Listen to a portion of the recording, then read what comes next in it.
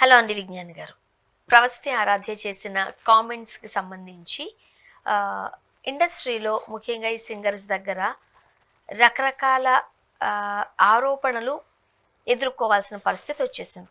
ఇప్పుడు ఈటీవీని, జ్ఞాపిక ప్రొడక్షన్స్‌ను కూడా క్వెషన్ చేయాల్సిన పరిస్థితి వచ్చేసింది. సాధారణంగా ఇక ఇన్ హౌస్‌లో ఒక కార్యక్రమం చేపడుతున్నప్పుడు ఇన్ హౌస్‌కి కూడా దాని రెస్పాన్సిబిలిటీ ఉంటుంది.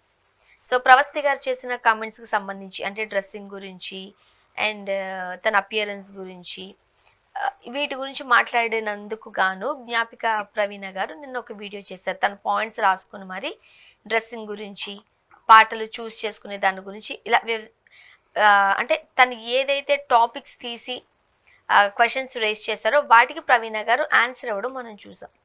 మీరేం చెప్తారు? దీంట్లో నిన్న యాక్చువల్గా ప్రవస్తి చేసినటువంటి ఎలిగేషన్స్లో సునీత గారిని టార్గెట్ చేసి మాట్లాడింది మనం చూసాము. కోర్స్ ఆవిడ కూడా దానికి రెస్పాండ్ అయ్యింది. కానీ అసలు మెయిన్గా రెస్పాండ్ అవ్వాల్సిన క్యారెక్టర్ ప్రవీణ కడియాల. ఎందుకంటే జ్ఞాపికని తన భుజం మీద మోస్తుంది కాబట్టి. అనిల్ కడియాల వాళ్ళ హస్బెండ్, తను కూడా చాలా కీ రోల్ ప్లే చేస్తున్నాడు కాబట్టి ఈటీవీ యాజమాన్యం దగ్గరికి వెళ్ళేమంటే ముందు ఫస్ట్ ఈ ప్రొడక్షన్ హౌస్ని అందరూ ప్రశ్నిస్తున్నారు. ఆ ప్రొడక్షన్ హౌస్ కూడా క్లారిటీ ఇవ్వాల్సిన అవసరం ఉంది కాబట్టి వాళ్ళు కూడా క్లారిటీ ఇచ్చుకున్నారు. ప్రవీణ గారు కూర్చొని ఒక సెల్ఫీ వీడియో అయితే చేయడం జరిగింది, సోలో వీడియో అది. దీంట్లో ఆవిడ నీట్గా 6 పాయింట్లు రాసుకొని ఒక్కొక్కటి వివరణ ఇచ్చుకుంటూ వెళ్ళింది. ఇందులో నాకు ఫస్ట్ నచ్చిన పాయింట్ కాస్ట్యూమ్ గురించి. ఎందుకంటే నిన్న అన్ని ఛానల్స్లో కూడా బొడ్డు కిందికి చీర కట్టమన్నారు అనే టాపిక్ని బాగా హైలైట్ చేసి నొక్కి నొక్కి నొక్కి నొక్కి పెట్టారు అందరూ. అవునా, అంటే ఎక్స్పోజింగ్ చేయమన్నారు, నన్ను డ్యాన్స్లు వేయమన్నారు, ఆటలు ఆడమన్నారు, పాటలు పాడమన్నారు. నేను వచ్చింది సింగింగ్ షోకి అయితే నన్ను అదేంటిది ఏదో ఒక అంగట్లో బొమ్మలాగా నన్ను అలా ఎక్స్పోజింగ్ చేయమన్నారు అన్నట్టు ఈవిడ చెప్పింది. ఇప్పుడు ప్రవీణ గారు ఏం చెప్పారంటే, నెంబర్ 1 అసలు ఇక్కడ కాస్ట్యూమ్స్ సెలెక్ట్ చేసేదే నేను. కాస్ట్యూమర్ అనే పదాన్ని ఈవిడ చెప్పి ఎవరి మీద ఎలిగేషన్ వేసింది. అక్కడ ఆ క్యారెక్టర్స్ ఎవరు లేరు, నేనే స్వతహాగా కాస్ట్యూమ్స్ చూసుకుంటా. అండ్ ఒక్కసారి ప్రవస్తి మా షోలో వేసుకున్నటువంటి కాస్ట్యూమ్లు చూడండి అని చూపించారు కదా, ఒక 10 పాటలు చూపించారు. ఏది బొడ్డు కిందికి చీర, కనీసం స్లీవ్లెస్ బ్లౌజెస్ కూడా మేము ఇక్కడ ఎలా వచ్చేమో పాడతా తీయకంటూ కొన్ని నియమ నిబంధనలు ఉన్నాయని ఆవిడ చెప్పింది. ఇక్కడి వరకు ఉంటుంది. అసలు ప్రవీణ గారి గురించి అంటే ఆవిడ కట్టుబొట్టు గురించి మాట్లాడే అర్హత ఎవరికి లేదు. ఎందుకంటే నేను పక్కన కూర్చొని నేను తనతో ఒక వంటల ప్రోగ్రాం కూడా చేశాను. సో వెరీ హంబుల్, ఎక్కువ సొల్లు వేయదు, ఏమేదు, వచ్చామా పని అయిందా, దట్స్ ఆల్.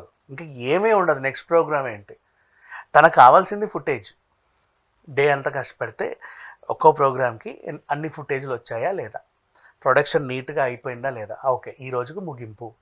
మళ్ళీ తెల్లారితే మార్నింగ్ నుంచి ఈవినింగ్ వరకు షూట్స్ ఏంటి, ఎన్ని డ్రెస్ చేంజ్లు ఉన్నాయి, ఎక్కడికి వెళ్ళాలి, అలితో ఇప్పుడు ఫర్ ఎగ్జాంపుల్ అలితో సరదాగా జరుగుతాయి, అది బాగుందా, ఇప్పుడు స్వరాభిషేకం బాగా నడుస్తుందా, పాడతా తీగ బాగుందా, ఆ టీవీ సీరియల్స్ ఉన్నాయి మళ్ళీ వేయి శుభములు కలువుగా, కానీ ఇప్పుడు కొత్త సీరియల్ స్టార్ట్ అయింది, అది బాగా నడుస్తుందా, ప్రొడక్షన్లో ఏమైనా ప్రాబ్లమ్స్ ఉన్నాయా. యాక్చువల్గా ఈటీవీ అంటే ఒక అంటే కొన్ని విషయాలకి brand ambassador.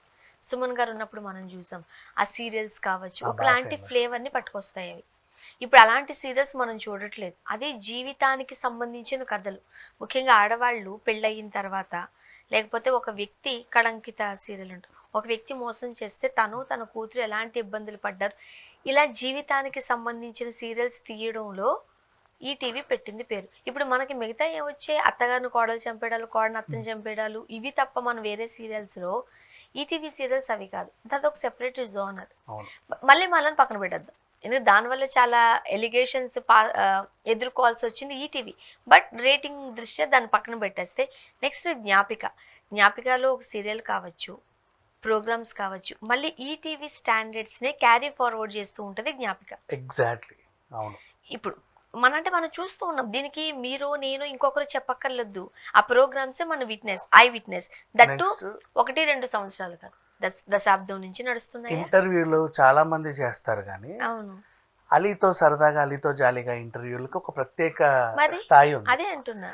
Next Sai Kumar గారి వావ్ ప్రోగ్రామ్ ఒక ప్రత్యేక స్థాయి. అది ఎడ్యుకేటెడ్ కి అంటే ఎడ్యుకేషన్ సంబంధించిన ప్రోగ్రామ్ లా ఉంటుంది అది.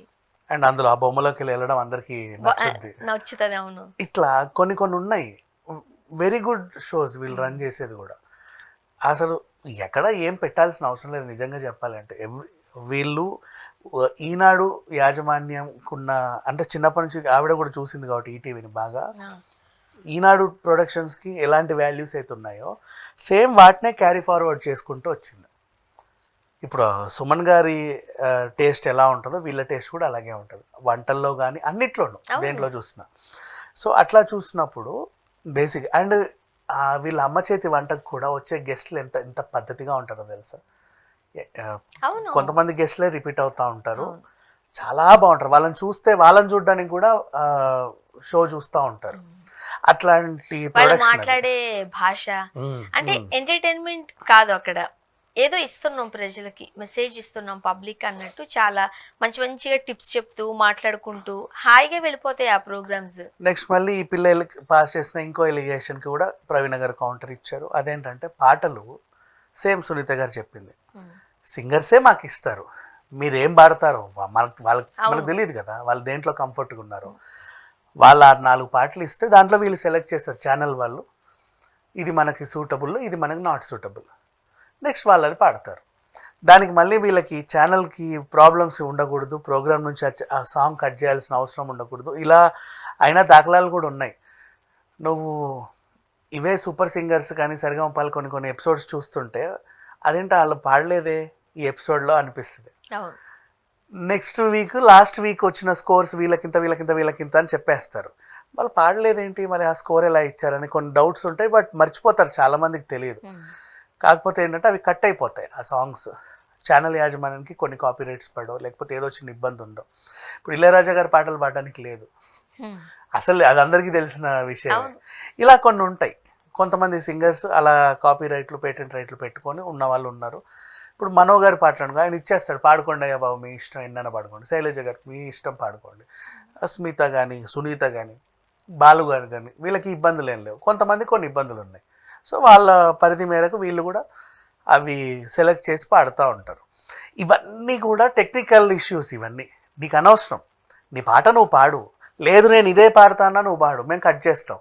కట్ చేస్తే మళ్ళీ ఏమంటావు, అందరి పాటల నుంచి నా పాటే కట్ చేశారు ఛానల్, వీళ్ళకి అసలు ఏంటో నన్ను అంటున్నా. ఈ రూట్ వేరేగా ఇంకేమంటారు. ఇప్పుడు నిజమే ఒకటి కాస్ట్యూమ్ కి సంబంధించి కూడా పాట సెలెక్ట్ చేస్తుంది, నువ్వేం బట్టలు వేసుకోవాలి. ఎగ్జాక్ట్లీ నువ్వేదో కొంచెం ఫన్నీ సాంగ్ లేకపోతే కొంచెం బీట్ సాంగ్ పాడేవనుకో, దానికి తగ్గట్టుగానే నీ కాస్ట్యూమ్స్ కూడా ఉంటాయి, అది డిజైన్ చేసేది నేనే అంటూ చాలా క్లారిటీగా చెప్పారు. పైగా అలా పాటను బట్టి కాస్ట్యూమ్ ఉన్నా కూడా ఈటీవీకో విలువలు ఉంటాయి, ఈటీవీలో కూడా పాడితే తీయకి కొన్ని సపరేట్ విలువలు ఉంటాయి. వీటికి తగ్గట్టు నీ కాస్ట్యూమ్ ఉంటుందని చెప్పింది. సో ఇన్ని చెప్పిన తర్వాత కూడా వీళ్ళు యాక్చువల్గా నిన్న పొద్దుటి నుంచి వీళ్ళు అన్ని ఛానల్స్ అదే పనిగా తిరుగుతా డ్యామేజ్ చేస్తున్నారు. ఎవరు పిలిస్తే వాళ్ళ దగ్గరికి వెళ్తున్నారు. సాయంత్రానికి వీళ్ళు క్లారిటీలు ఇచ్చుకున్నారు. మరి వీళ్ళు కూడా అన్ని ఛానల్లో తిరిగి క్లారిటీలు ఇస్తారంటే ఇవ్వరు. సునీత గారి సమాధానం జస్ట్ 1 సింగిల్ వీడియో అంతే. ప్రవీణ గారి సమాధానం జస్ట్ 1 సింగిల్ వీడియో. కీరవాణి గారు చంద్రబోస్ గారు సమాధానం చెప్పేంత స్థాయి కూడా కాదు ప్రభస్థితి. వాళ్ళకి అవసరం కూడా లేదు వాళ్ళు ఇవ్వాల్సినంత. సో ఆ పిల్ల ఇంతటితో వదిలేస్తే బెటర్. లేదు ఇంకా నా కెరీర్ డ్యామేజ్ అయినా పర్వాలేదు, నేను ఇలాగే ఏదో చేస్తాను అంటే మీ కర్మ. కానీ చెప్పింది కదా అమ్మాయి, నాకు తెలుసు దీని తర్వాత నుంచి నాకు ఎవరు అవకాశాలు ఇవ్వరు అని, నేను నా కెరీర్ వదిలేసుకుని ఇంకొకరికి నా అలాగ అన్యాయం జరగకూడదు కాబట్టి నేను పోరాడుతున్నానని చెప్పారు. ఇన్ని పోరాడే బదులు పాట నేర్చుకోవచ్చు కదా, పాడడం నేర్చుకోవచ్చు కదా. మనకి టాలెంట్ అనేది ఒకటి ఏడిస్తే ఇంత ఇష్యూస్ ఎందుకు జరుగుతాయి? అది అబ్బకేగా ఈ ప్రాబ్లమ్స్ అన్నీ. ఇన్ని తిరిగే బదులు, ఇన్ని షోస్ తిరిగే బదులు, ఇంత మెంటల్ స్ట్రెస్ పెట్టుకునే బదులు చక్కగా కమ్మగా కూర్చొని అందంగా ఒక పాట నేర్చుకుంటే అయిపోద్ది కదా. దేనికి ఇష్యూస్ అని? నేను నేర్వను, నేను నేర్చుకుందే సంగీతం, నువ్వు ఖచ్చితంగా వినాలి, నువ్వు మెచ్చాలి. మళ్ళీ అంటే మనం బాగా పాడుతున్నాము, పాడగలమనే కాన్ఫిడెన్స్ ఉండడంలో తప్పలేదు. నీకు ఉండొద్దు కాన్ఫిడెన్స్.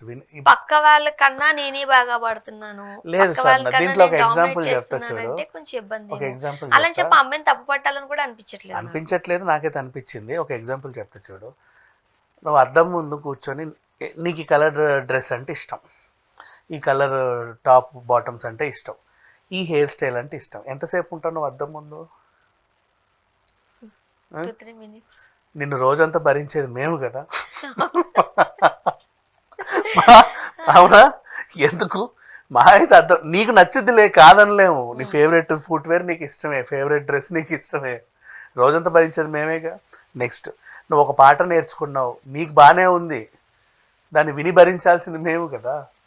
చూద్దాం. ఆ అమ్మాయి ఇచ్చిన దానికి సునీత గారు కౌంటర్ ఇచ్చారు, అలాగే ప్రవీణ గారు కూడా మాట్లాడారు. వాళ్ళ వర్షన్ చూస్తుంటుంటే ప్రవస్తి ఎందుకు ఇలా మాట్లాడిందా అంటే కాస్త ఓర్పు సహనం ఉండాలేమో అని అనిపించింది. బట్ చూద్దాం ఏం జరగబోతుంది.